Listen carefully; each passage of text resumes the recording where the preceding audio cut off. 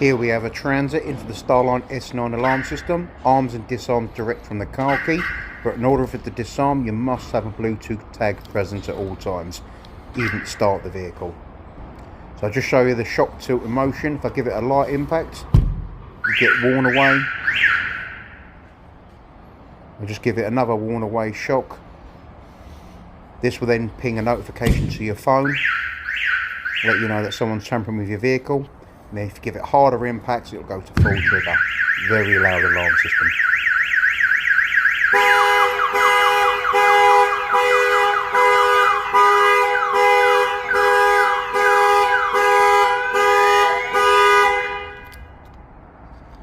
So we like to do triple immobilisation on these as standard.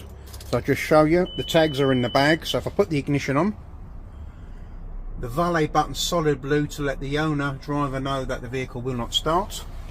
So if we try and start it now, hold the key over, nothing at all.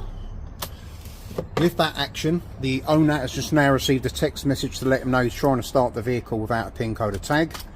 But if you're a thief and you try again, this is what's going to happen. Ignition on, try and start it.